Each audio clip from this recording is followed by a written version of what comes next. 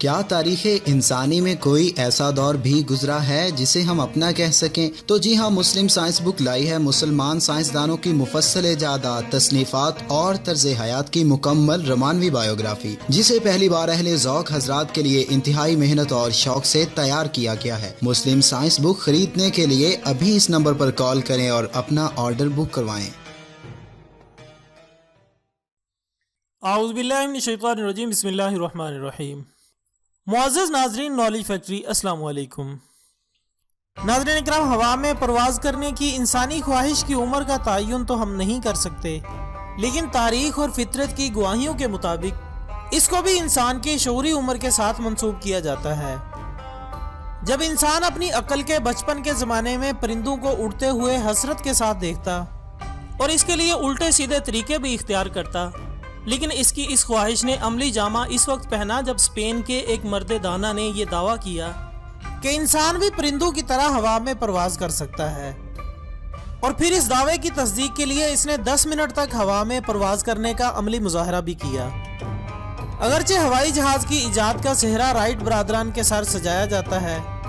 لیکن بہت کم لوگ جانتے ہیں کہ ان سے بھی صدیاں پہلے ایک مسلمان سائنسدان عباس ابن فرناس نے ہوائی اڑان کا نہ صرف نظریہ پیش کیا تھا بلکہ اس نے عملی طور پر اڑ کر بھی دکھایا تھا۔ ناظرین محترم، آج کی اس ویڈیو میں ہم اپنے ناظرین کو تاریخ عالم کے اس معروف سائنسدان اور ماہر علم ریاضیات و فلکیات کے بارے میں بتانے کی کوشش کریں گے جس نے سن 810 عیسوی میں اسپین میں اپنی آنکھ کھولی اور بعد ازاں قرطبہ میں رہائش اختیار کرتے ہوئے اپنی باقی ماندہ زندگی وہیں گزار دی۔ ناظرین گرامی، جیسا کہ ہم نے ابتدا میں عرض کیا کہ تاریخ اسلام کا یہ عظیم سائنسدان علم ریاضی، طبیات، فلکیات اور کیمسٹری میں شہرت رکھتا تھا، لیکن جب اس نے اپنی زندگی یعنی جوانی کی کئی بہاریں گزار لیں تو اس کی توجہ پرندوں کے اس منفرد انداز نے اپنی جانب مبذول کرا لی، جس کی وجہ سے وہ گھنٹوں فضاؤں میں محو پرواز رہتے ہیں۔ عباس ابن فرناس دیر تک ان کے اس فن کا مطالعہ اور مشاہدہ کرتا رہتا اور بالآخر ایک دن اس نے اچانک یہ دعویٰ کر دیا کہ انسان بھی پرندوں کی طرح ہوا میں پرواز کر سکتا ہے۔ اس کے اس دعوے کو اس عہد کے داناؤں نے دیوانے کے ایک خواب سے زیادہ کوئی اہمیت نہ دی، جس پر مجبور ہو کر اس نے خود ہی اس کی صداقت کو ثابت کرنے کا فیصلہ کر لیا۔ نالج فیکٹری کے دوستو، عباس ابن فرناس نے اپنے علم کے مطابق 2 پروں کو تیار کیا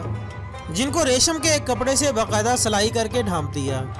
اور ایک ایسی بلند چٹان پر چڑھ کر اڑان کی تیاری پکڑی جس کے قریب میدانی علاقہ تھا جہاں سے ہوائیں اوپر اٹھ کر پرواز کو آسان بنا سکتی تھیں۔ جو یہ سوچ رہا تھا کہ یہ شخص چٹان سے چھلانگ لگا کر اپنی ہڈی پسلی ایک کر لے گا،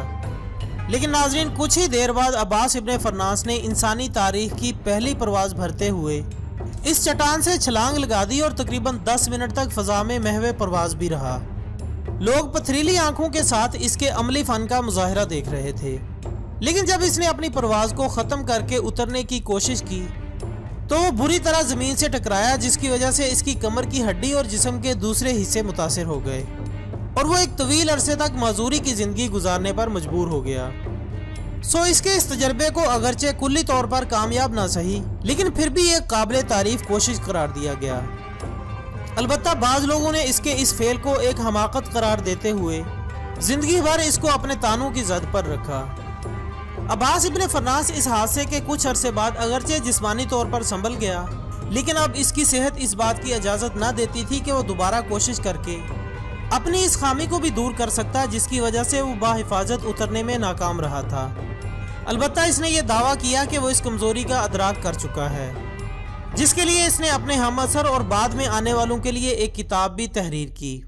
جس میں اس نے یہ ثابت کرنے کی کوشش کی کہ میں نے اگرچہ اڑنے کے لیے پر تیار کر لیے تھے جنہوں نے ایک معقول وقت تک مجھے ہوا میں تھامے رکھا، لیکن اب میں سمجھتا ہوں کہ ہوا میں پرواز کرنے کے لیے محض پر ہی کافی نہیں بلکہ دم کا ہونا بھی بہت ضروری ہے، جس پر توجہ نہ دینے کی وجہ سے مجھے اس حادثے کا شکار ہونا پڑا، اور اب چونکہ میری عمر اور صحت مجھے اس بات کی اجازت نہیں دیتی کہ میں ایک بار پھر اس کا عملی مظاہرہ کر سکوں،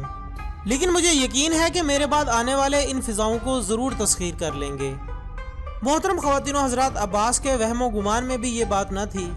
کہ ایک وقت ایسا بھی آنے والا ہے جب صدیوں بعد ہی صحیح، لیکن انسان محض ہواؤں کا سینہ چیرنے کے قابل ہی نہیں بلکہ چاند اور مریخ کو بھی اپنا مسکن بنانے کی کوشش کرے گا۔ سو اس حوالے سے اسپین کے اس مرد دانا کو پہلی انسانی پرواز کا بانی بھی کہا جاتا ہے۔ اس کے ساتھ ہی آج کی ویڈیو کا اختتام ہوتا ہے۔ کل انشاءاللہ ایک نئے ٹاپک کے ساتھ دوبارہ حاضر ہوں گے، تب تک کے لیے اجازت دیجیے گا۔